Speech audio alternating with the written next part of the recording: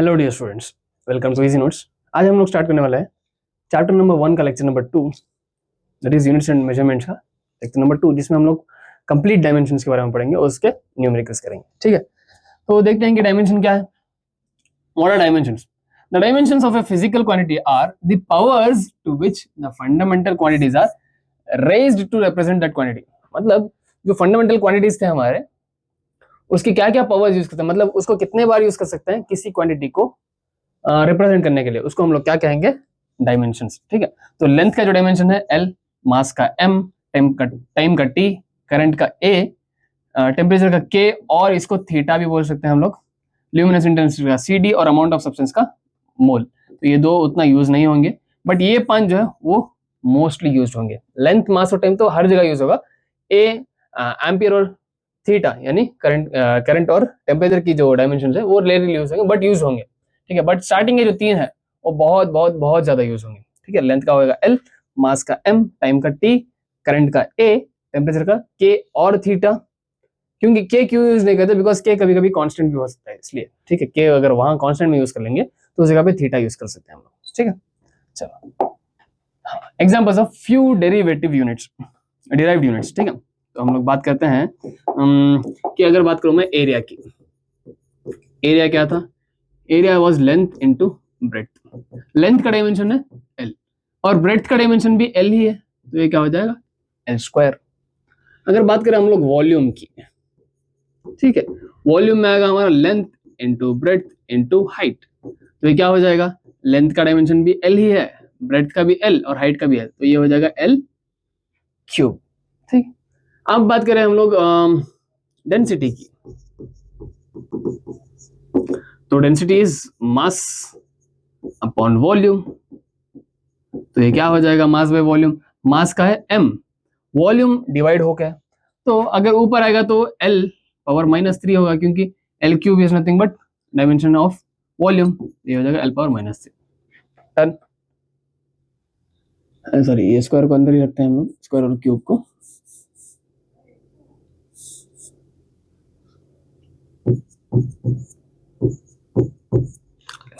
अब बात करें अगर हम लोग वेलोसिटी की, वेलोसिटी की अगर बात करें, velocity is nothing but distance और डिस्प्लेसमेंट बाय टाइम।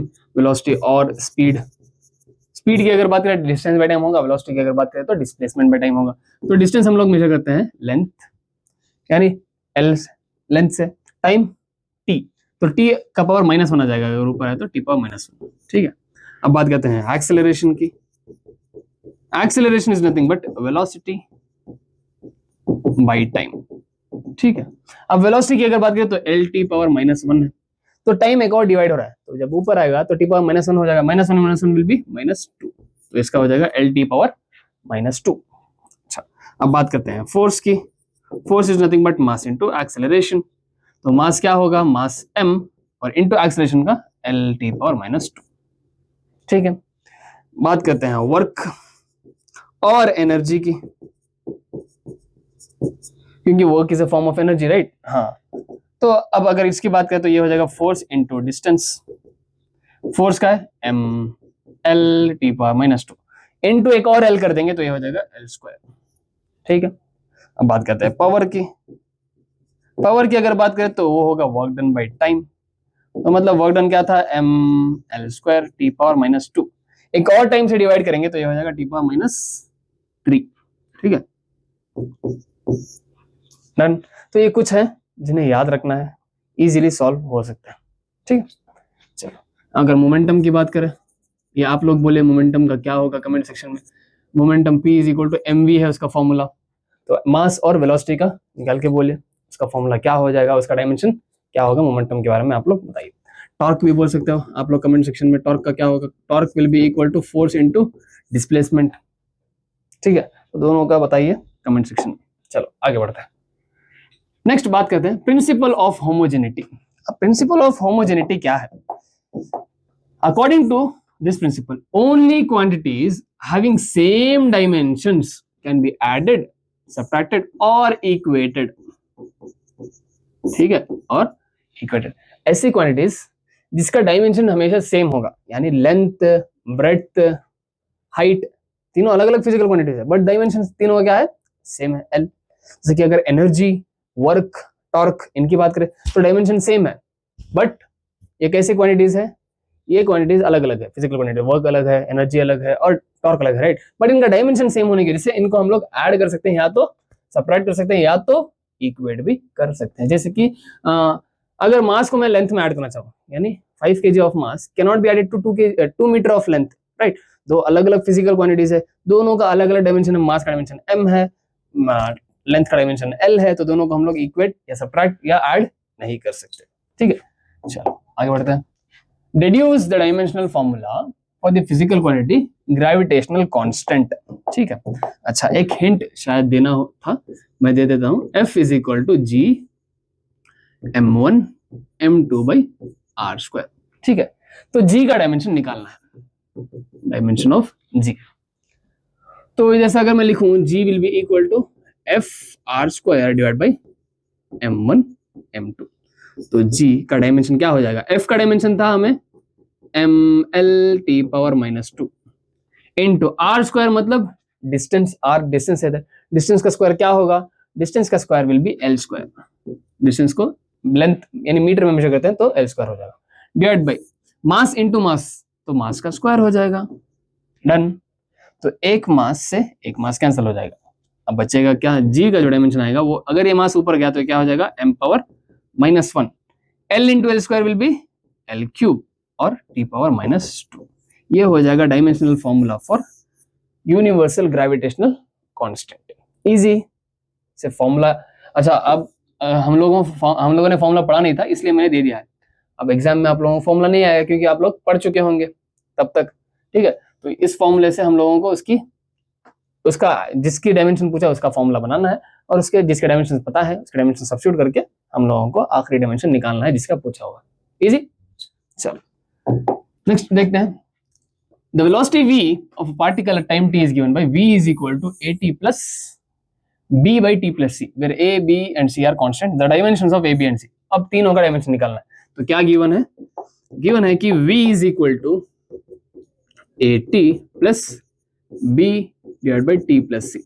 अच्छा अब सबसे पहले ये देखते हैं कि according to principle of homogeneity, quantities which can be added, subtracted or equated should have same dimensions। मतलब इन दोनों क्वांटिटीज की अगर बात करें तो t प्लस सी अगर किया हुआ है तो t का जो डायमेंशन होगा वो किसके बराबर होगा, c के डायमेंशन के बराबर होगा। मतलब c का डायमेंशन क्या हो गया, c का डायमेंशन हो गया हमारा t, ये हमें पता चल गया, डन। अब बात करते हैं इस पार्ट की, v is equal to at। Equate कब कर सकते हैं हम लोगों को, जब दोनों का डायमेंशन सेम हो, सिंपल। तो v का जो डायमेंशन है वो क्या होगा, l t power -1 is equal to a हमें निकालना है, a का डायमेंशन t का डायमेंशन t ही होगा, तो जब t इधर जाएगा तो वो हो जाएगा t पावर -1, तो -1 -1 -2, तो a का जो डायमेंशन होगा वो होगा l t पावर -2, ठीक है, हमें a भी मिल गया। अब बारी है b की। अब अगर देखें तो मैं क्या लिख सकता हूँ, v is equal to b by T plus C, मतलब ये इक्वेट कब कर सकते हैं, जब दोनों का डायमेंशन बराबर होगा। इन दोनों को भी डायमेंशन कब ऐड कर सकते हैं, जब दोनों का डायमेंशन बराबर होगा, राइट। तो at का dimension will be equal to b by T plus C, वैसे भी लिख सकते हो, या तो directly v is equal to b by T plus C, क्योंकि v का हमें पता है डायरेक्टली, क्या लिख सकता हूँ मैं, l t power -1 is equal to b divide by, अच्छा time plus time will be time, kg 2 kg मतलब 5 सेकंड्स प्लस 5 सेकंड्स कितना होगा, 10 सेकंड्स ही होगा, सेकंड स्क्वायर नहीं होगा, अगर मल्टीप्लाई करेंगे तो स्क्वायर होगा, तो नीचे सिर्फ एक टाइम आएगा, सही है। जब इससे मल्टीप्लाई होगा तो t पावर +1 t पावर -1 क्या करेगा, एक दूसरे को कैंसिल, तो b का जो डायमेंशन होगा वो होगा l, b का डायमेंशन क्या हो जाएगा हमारा l, हमें a का डायमेंशन मिल गया l t पावर -2, b का डायमेंशन है l और c का डायमेंशन है t। इजी। चलो आगे बढ़ते हैं। Next applications of dimensional analysis. Dimensional analysis कहाँ यूज होता है, सबसे पहला to check the correctness of given equation, checking the correctness of given equation. अब जो इक्वेशन हमें दिया हुआ है वो सही है या गलत है देखने के लिए हम लोग क्या यूज कर सकते हैं, डायमेंशन। क्यों, क्योंकि उन्हीं क्वांटिटीज को ऐड या सब्ट्रैक्ट किया जाता है जो क्या है, सबसे पहले तो डायमेंशन सेम होगा, अच्छा, या इक्वेट भी उन्हीं को करते हैं जिनका डायमेंशन सेम होगा, राइट। तो वहां से हम लोग क्या कर सकते हैं, उसको चेक कर सकते हैं कि अगर डायमेंशन सेम हुआ तो वो क्वांटिटीज मतलब वो फॉर्मूला सही है, अगर नहीं हुआ तो सही नहीं है। नेक्स्ट, डिराइविंग न्यू रिलेशन, नए नए रिलेशन बनाने हैं। मान लीजिए 3 फिजिकल क्वांटिटीज देखे हैं, तो इन तीनों के बीच में क्या रिलेशन होगा, क्या फॉर्मूला बनेगा, नया फॉर्मूला जो कि आज तक डिराइव हुआ नहीं है, हम लोग डिराइव कर सकते हैं कि नया फॉर्मूला बना सकते हैं इन तीनों के बीच में। जैसे कि हम लोगों को पता है कि velocity is equal to distance by time, ठीक है। अब इसकी जगह अगर पूछ दे कि वेलोसिटी और फोर्स और टाइम के बीच में क्या रिलेशन होगा, तो हम लोग यहाँ से नया नया फॉर्मूला बना सकते हैं कि कैसे डिपेंड करेगा, क्या हिसाब से उसका फॉर्मूला होगा। तो नया रिलेशन हम लोग बना सकते हैं with respect to dimensions. Next, conversion of one system to another system of units. मतलब अगर हम लोगों को एमकेएस में दिया हुआ है, यानी ऐसा यूनिट ऑफ सिस्टम में दिया हुआ है, तो हम लोग उसको सीजीएस में कन्वर्ट कर सकते हैं, या तो उसकी एफपीएस में वैल्यू क्या होगी, वैसे हम लोग क्या कर सकते हैं, उसको कन्वर्ट करके देख सकते हैं। तो चले शुरू करते हैं सबसे पहले वाले से, to check the correctness of given equation. अब मान लेते हैं कि जो गिवन इक्वेशन है वो है s is equal to u t plus half a t square, जहां पे s जो है वो है डिस्प्लेसमेंट और u जो है वो इनिशियल वेलोसिटी, यानी वेलोसिटी है, राइट। इनिशियल वेलोसिटी हो या फाइनल वेलोसिटी हो, वेलोसिटी होगा। t is time and a is acceleration. तो अब हम लोगों को सबके डायमेंशन पता है, राइट। हम लोग क्या करना है, सिर्फ इक्वेट करके देखना है। s का डायमेंशन क्या होगा, डिस्प्लेसमेंट का l होगा, इज इक्वल टू u का dimension l t power -1 into t plus half तो कांस्टेंट है, कांस्टेंट हट जाएगा, ठीक है, उसको नहीं देखते डायमेंशंस। a क्या है, a का डायमेंशन है l t पावर -2 यानी एक्सेलरेशन का, और t स्क्वायर है। अब अगर इधर से देखें t power -1 t power +1 t power -2 t power +2, तो जब इसे कैलकुलेट करेंगे सही देखेंगे तो l will be equal to l plus l, मतलब वही क्वांटिटीज ऐड हुई है और इक्वेट हुई है जिसका डायमेंशन सेम है। तो ये जो गिवन इक्वेशन है दैट इज ट्रू, सही है। अच्छा, एक और इक्वेशन देता हूं आप लोगों को, दो इक्वेशन सॉल्व करके देते हैं। v is equal to u plus a t, जहां पे v फाइनल वेलोसिटी है, u initial velocity, a time sorry a acceleration और t टाइम। एक और v square minus u square is equal to 2as। यहाँ पता है कि v फाइनल वेलोसिटी है, u initial velocity, a acceleration और s हमारा डिस्प्लेसमेंट। इन दोनों को चेक कीजिए क्या ये सही है या गलत है, और बताइए कमेंट सेक्शन में कि दोनों सही है या गलत है, ठीक है। Next, deriving new relations. अब नए रिलेशंस बनाने हैं, ठीक है। क्यों, क्योंकि पुराने रिलेशंस जम नहीं रहे। देखते हैं, मान लीजिए कि जो हमारा टाइम पीरियड है, लेट अस कंसीडर कि जो टाइम पीरियड है वो गिवन है, it is dependent on length power a, it is dependent on length and time जो है क्या है, time depends on length and acceleration due to gravity. इन दो के ऊपर डिपेंड कर रहा है। कैसे डिपेंड कर रहा है वो हम लोगों को बताना है सॉल्व करके। तो मान लेते हैं कि जो लेंथ का पावर a है और g का पावर b है, एक्सेलरेशन ड्यू टू ग्रेविटी का पावर क्या है, b है। तो पावर्स मान लेते हैं 1 भी हो सकते हैं, हाफ भी हो सकते हैं, 2 भी हो सकते हैं, 3 भी, कुछ भी हो सकता है, डिपेंडिंग ऑन द डायमेंशंस हम लोग सॉल्व करेंगे। अच्छा, तो सबसे पहले देख लेते हैं l का डायमेंशन क्या है, l, और g का डायमेंशन क्या है, g यानी एक्सेलरेशन ड्यू टू ग्रेविटी हो, कुछ भी तरह का हो, एक्सेलरेशन ही तो है, तो इसका डायमेंशन होगा l t पावर -2, ठीक है। इसको साइड में रखते हैं। अब सबसे पहले हम लोगों को क्या करना है, सबका डायमेंशन लिखना है, यानी पहले इसको इधर लिख लेता हूं मैं, t is proportional to l power a into g power b। तो टाइम का डायमेंशन क्या हो जाएगा, टाइम का डायमेंशन जो है वो होगा, टाइम का डायमेंशन क्या होगा, m0, m का पावर होगा ही नहीं, l0, l भी नहीं होगा टाइम केस में, सिर्फ t होगा जिसका पावर होगा 1, राइट। t लिखो या t पावर 1 लिखो, दोनों सेम, इज प्रोपोर्शनल टू। अब l क्या है, l का डायमेंशन है l पावर a, सिंपल। या तो इसको हम लोग m0 l t वैसे भी लिख सकते हैं, लिख लेता हूं मैं directly, m0 l1 t0 to the power a, ठीक है। अब g की अगर बात करें, g इज एक्सेलरेशन, तो इसका क्या हो जाएगा, m तो 0 ही है, l1 t power -2 to the power b। अब क्या करना है, इसको एज लिख देते हैं, m0 l0 t1 proportional to. अब m के ऊपर दोनों तरफ पावर है 0 है, तो उसका फायदा है नहीं, तो बचा हमारा l के ऊपर जो है पावर 1 इंटू a और b भी है, तो a प्लस b लिख सकता हूँ क्योंकि मल्टीप्लीकेशन में है, तो उसके पावर्स को ऐड कर सकते हैं अगर बेस हमारा सेम हुआ तो। और बचा है t t का पावर 0 इंटू ए 0 हो जाएगा, तो बचेगा सिर्फ -2b, -2 इंटू बी -2b। अब हम लोगों को कंपेयर करना है दोनों साइड्स, तो कंपेयर बोथ साइड्स। अगर दोनों साइड्स कंपेयर करेंगे तो m तो चला गया, l का पावर 0 है, यानी l power 0 is equal to l power a plus b। तो अगर बेसेस सेम है तो हम लोग क्या कर सकते हैं, इक्वेट कर सकते हैं पावर्स को। तो मतलब 0 is equal to a plus b, तो a इज इक्वल टू क्या हो जाएगा, माइनस ऑफ b। समझे? ओके, अब b निकालना है, तो देखते हैं यहाँ। ठीक है, तो b क्या है, इधर देखिए कंपेयर करने पे t पावर 1, अच्छा यहीं कर लेता हूँ, t power 1 is equal to t power minus 2b। ठीक है, तो अब इधर से करेंगे तो 1 is equal to minus 2b, तो b will be equal to -1/2। अगर b -1/2 है तो a क्या होगा, तो a will be equal to minus of -1/2 plus 1/2। a हो जाएगा हमारा +1/2 और b हो गया हमारा -1/2।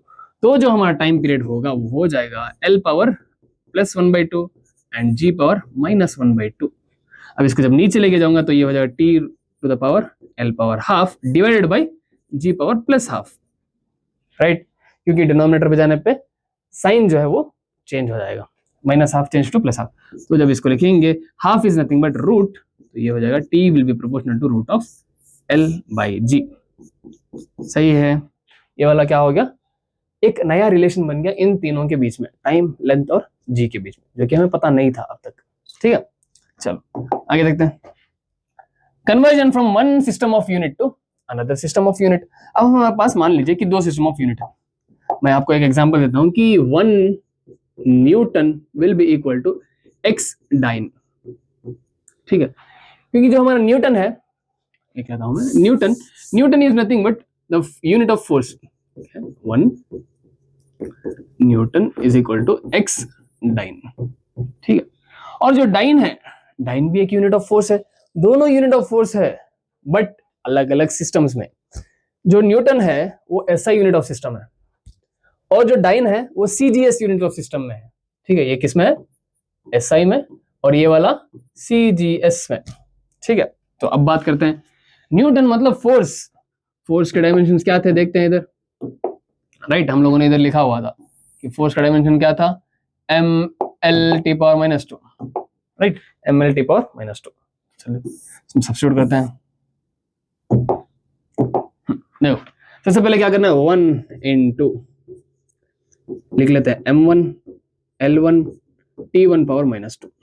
ठीक है, will be equal to x into ये हो जाएगा हमारा m2 l2 t2 to the power -2।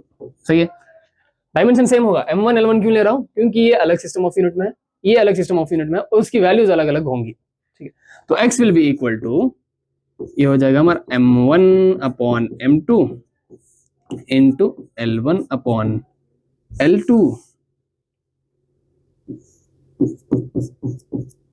And into t1 upon t2 to the power -2। सही है, okay. So x will be equal to m1 क्या है, m1 इज 1 kg, राइट, पूर्ण सबकी वैल्यू क्या होगी 1 kg, क्योंकि 1 न्यूटन है, 1 kg divide by m2 it is 1 gram, right, CGS में क्या होगा, m का यूनिट क्या होगा, ग्राम, g l1 क्या होगा 1 मीटर और l2 1 सेंटीमीटर, t1 क्या होगा 1 सेकेंड्स, ये भी क्या होगा 1 सेकेंड्स पावर -2। ठीक है, ओके, चलो इधर देखते हैं। अब x is equal to 1 kg is nothing but how many grams, 1000 grams. आपको कह देता हूं 1 kg is how much grams, 1000 grams divide by 1 gram. 1 metre is how many centimetres, 100 centimetres. तो इसको लिख सकता हूं मैं 100 सेंटीमीटर बाई 1 सेंटीमीटर। ये हो गया हमारा 1 सेकेंड्स बाई 1 सेकेंड्स पावर -2। अब ये कैंसिल हो जाएगा 1 बाई 1। अब इधर से ग्राम कैंसिल हो गया, सेंटीमीटर से सेंटीमीटर, तो बचा क्या है, x is equal to 1000 into 100, it will be 10 power 3 into 10 power 2, जितने जीरोस हो गए वो पावर आ जाएगा इसका। ठीक है, और 10 पावर 2, तो x will be equal to 10 to the power 3 plus 2 5। अगर मल्टीप्लिकेशन में होंगे तो हम लोग उनको ऐड कर सकते हैं। ठीक है, तो x की वैल्यू क्या आएगी 10 पावर 5। देयरफॉर हम लोग कह सकते हैं कि 1 newton is equal to 10 power 5 dyne. ठीक है, 1 newton is equal to 10 power 5 9। Easy, okay. अच्छा, एक क्वेश्चन करके लाइए होमवर्क, लाइक होमवर्क में कमेंट सेक्शन में मेंशन कीजिए कि 1 joule is equal to x ergs. ठीक है, ये joule is a unit of work. ठीक है, इसका जो डायमेंशन होगा ml²T⁻⁻2 होगा, इसका भी ml²T⁻⁻2 ही होगा। ये है SI यूनिट में और ये वाला है हमारा CGS यूनिट में। ठीक है, दोनों को कंपेयर करके आंसर कमेंट सेक्शन में जरूर बताइएगा कि 1 जूल इज इक्वल टू कितने अर्ग्स होगा। इजी, चलो आगे बढ़ते हैं। Next, limitations of dimensional analysis. क्या क्या लिमिटेशंस है? अब एप्लीकेशंस थे तो लिमिटेशंस भी होंगे, राइट? अच्छाइयां थी तो बुराइयां भी होगी और हमें अपनाना पड़ेगा। तो देखते हैं, सबसे पहला क्या है, value of constant can not be determined. जैसे कि हम लोगों ने इसमें देखा कि t was proportional to l/g। अब प्रोपोर्शनल हटा के अगर हम लोग कांस्टेंट डालेंगे तो कांस्टेंट की वैल्यू हमें डिटरमाइन नहीं होगी। तो कांस्टेंट हम लोग कह नहीं सकते। जैसे कि अगर मान लीजिए कि f is equal to gm1m2/r²। अच्छा, वो तो कांस्टेंट है, राइट? अच्छा, अगर यहाँ बात करें t is equal to 2π√l/g आएगा। एक्चुअल फॉर्मूला अगर देखें t will be equal to 2π√l/g। तो कांस्टेंट जो है उसकी वैल्यू डिफाइन नहीं हो सकती। या तो अगर हमें काइनेटिक एनर्जी को देखें तो वो हो जाएगा हाफ mv²। तो वो हाफ जो है उसको डिटरमाइन नहीं कर सकते, मतलब कांस्टेंट की वैल्यू डिटरमाइन नहीं होगी, तो एक limitation. Next, dimensional analysis is only restricted to relations involving powers and not exponential और ट्रिग्नोमेट्रिक फंक्शंस। ऐसे को वैलिड है जिसमें सिर्फ पावर्स होंगे, मतलब जैसे कि l पावर हाफ आया तो वैसे ही वैलिड होंगे, एक्सपोनेंशियल नहीं होगा। यानी 10 पावर, जैसे कि अगर बात करें हम लोग अवोगाड्रोस नंबर की, वो हो जाएगा 6.022 इंटू 10 टू पावर 23। तो 10 पावर 23 से लेना देना है ही नहीं। तो वैसे अगर होंगे तो उसके हिसाब से नहीं हो सकता। या तो ट्रिग्नोमेट्रिक फंक्शन होंगे, जैसे कि torque is equal to PE sin theta. तो sin थीटा हम लोग डिराइव नहीं कर सकते डायमेंशन यूज करके, सिर्फ PE डिराइव कर सकते हैं टॉर्क। ठीक है, it can only be used to check the dimensional correctness of equation, not the physical correctness. अब इक्वेशन को हम लोग डिराइव कर सकते हैं, वो सही है या नहीं है, वो फिजिकली सही है या नहीं है बता नहीं सकते। सिर्फ डायमेंशनली तो करेक्ट हो सकता है, बट फिजिकली करेक्ट हो ना हो, यूज कर सकते हैं नहीं कर सकते, यूज करने में प्रॉब्लम होगी नहीं होगी, वो बता नहीं सकते हम लोग। ठीक है, तो ये तीन उसकी क्या है, लिमिटेशन है। डन, तो बढ़ते हैं क्वेश्चंस की तरफ। तो सबसे पहला question, late us consider an equation half mv² is equal to mgh, where m is the mass, v is its velocity, and g is acceleration due to gravity, h is height. Check whether this equation is dimensionally correct. क्या ये equation dimensionally correct है या नहीं है, हम लोगों को check करना है। तो देखते हैं, half mv² is equal to mgh। Half dimensionless है। m की बात करें तो m का डायमेंशन है m as it is। v is velocity, velocity का डायमेंशन था l⁻⁻1 का whole square, is equal to mass as it is. g क्या है, एक्सेलरेशन ड्यू टू ग्रेविटी, तो इसका था l⁻⁻2। h is height, height को हम लोग मेजर करते हैं l से, मीटर में।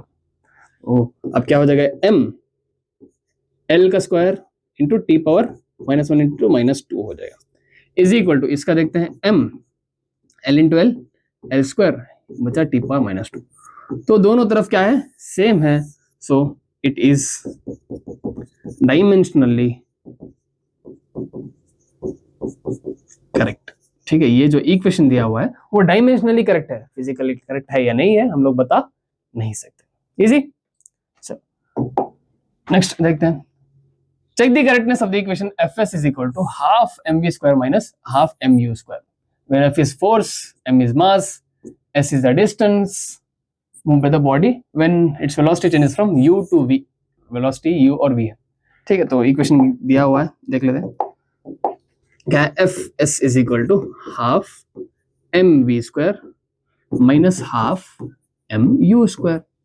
तो fs देखते हैं, f का क्या है, फोर्स का हो जाएगा m l⁻⁻2 इंटू s यानी डिस्प्लेसमेंट का l हो जाएगा, इज इक्वल टू हाफ तो कांस्टेंट है, हट जाएगा, m का m ही होगा, v² यानी l⁻⁻1 का होल स्क्वायर माइनस हाफ तो कांस्टेंट हट जाएगा, तो m का फिर से m, u², u is also velocity, तो इसका भी क्या होगा, l⁻⁻1 होल स्क्वायर।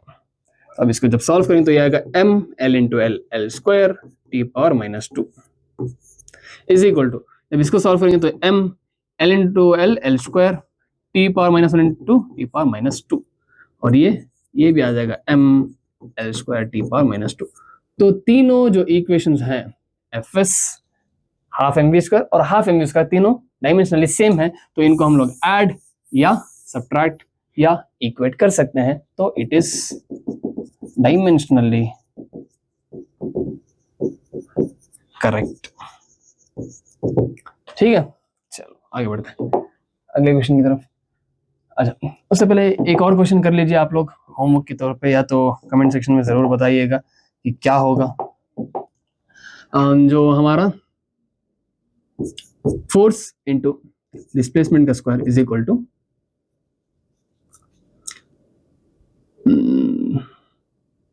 बोल लीजिए कि m,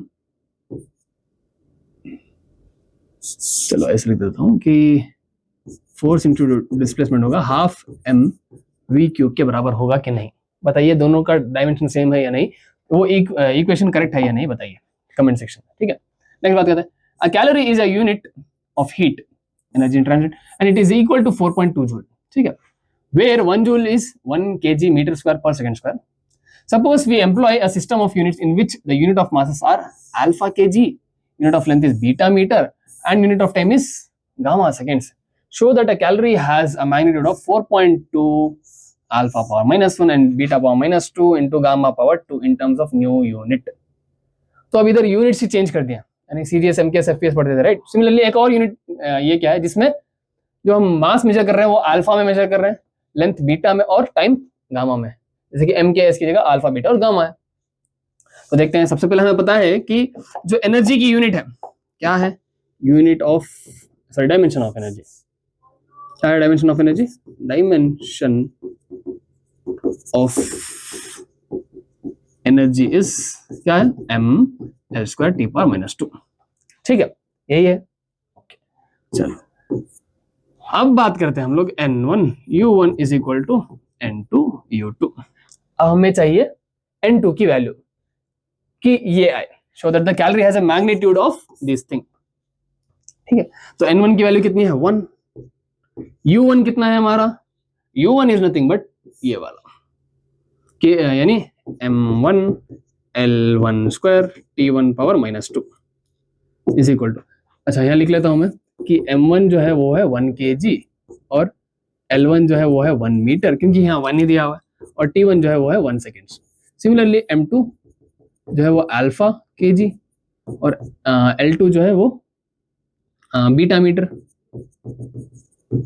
और T2 जो है वो है गामा सेकेंड्स। तो सब्स्टिट्यूट कर लेते हैं, N2 फाइंड करना है, यहाँ आ जाएगा हमारा M2 L2 square T2 power minus to.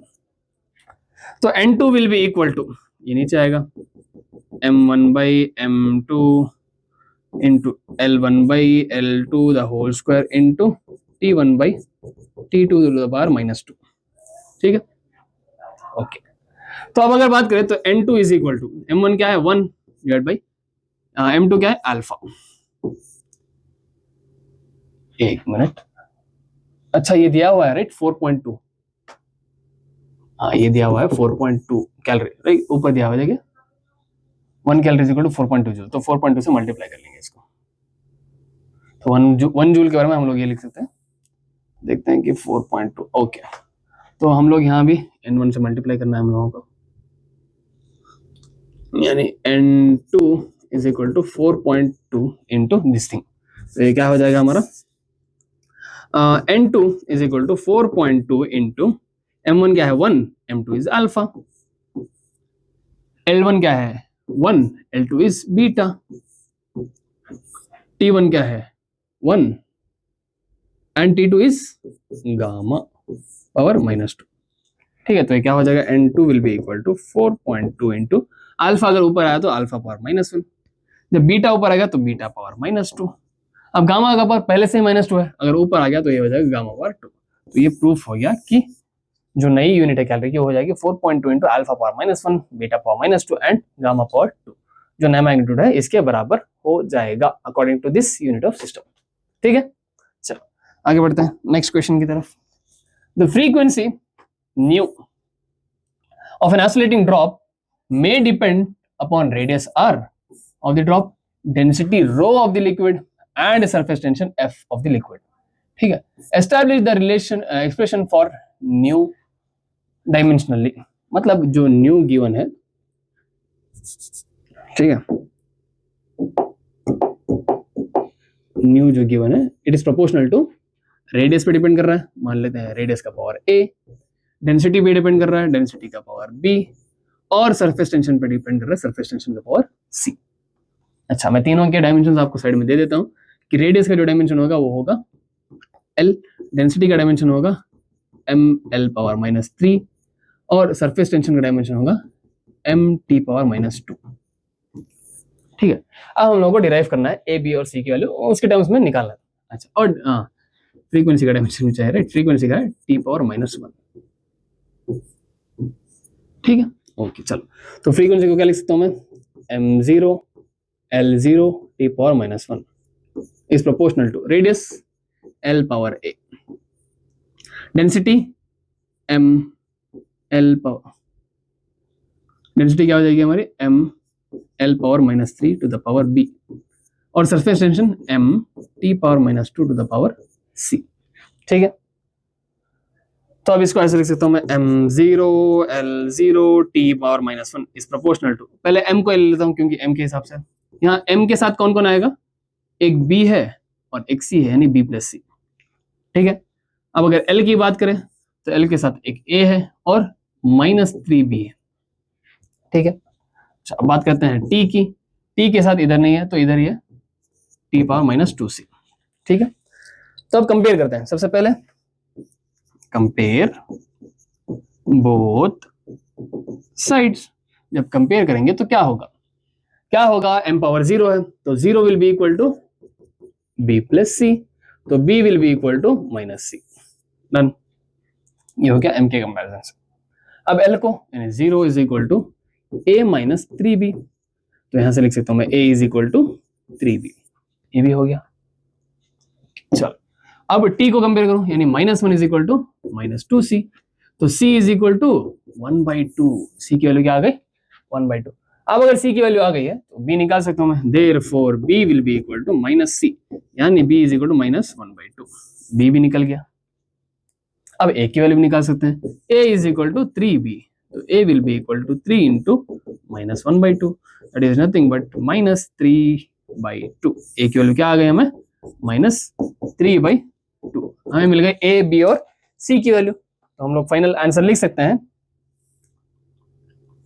कि जो हमारा न्यू था, यानी frequency was proportional to radius power a था, राइट, यानी 3/2 -3/2, and density power b -1/2, and surface tension power c यानी 1/2। ठीक है, तो अगर इसको लिखूं ये हो जाएगा, यही ऊपर रहेगा s पावर 1/2 डिवाइड बाई, ये दोनों को डिवाइड कर लेंगे तो ये r पावर 3/2 और रो पावर 1/2। ठीक है, ओके, तब इसका रूट लेंगे, यानी हाफ को मैं रूट ले सकता हूँ, राइट, तो इसको लिख सकता हूँ मैं proportional to root of s divide by r³ बच जाएगा, तो रो इंटू r³। तो ये हो जाएगा हमारा डेंसिटी फ्रीक्वेंसी का formula in terms of these 3 other physical quantities. ठीक है, तो ये एक्चुअल में फॉर्मूला नहीं है, हम लोगों ने डिराइव किया है, तो हम लोगों ने अलग अलग क्वेश्चंस किए। ठीक है, सबसे पहले हम लोगों ने पढ़ा क्या, डायमेंशन के बारे में, डायमेंशन के एप्लीकेशंस देखे, लिमिटेशंस देखे। तो एप्लीकेशंस क्या थे, checking the correctness of equation, driving new relation, conversion of from one unit to another unit, तो उसी के बेस पे हम लोगों ने बहुत सारे क्वेश्चंस भी किए। ठीक है, तो ये चैप्टर यहीं खत्म होता है, सिर्फ 2 लेक्चर में हम लोगों ने ये चैप्टर खत्म किया है, और बहुत ईजी चैप्टर है, इसमें बहुत कम चीजें हैं। सबसे पहले वाले चैप्टर में बहुत ही कम था, यूनिट के बारे में, सिग्निफिकेंट फिगर्स और राउंड ऑफ डिजिट्स के बारे में। ठीक है, दूसरे वाले में कंप्लीटली डायमेंशन के बारे में था। तो याद रखिए, रिवाइज कीजिए दोनों चैप्टर्स को, कंप्लीट नोट्स के लिए डाउनलोड कीजिए इजी नोट्स। आप मिलते हैं नेक्स्ट चैप्टर के फर्स्ट लेक्चर में, तब तक के लिए बाय बाय।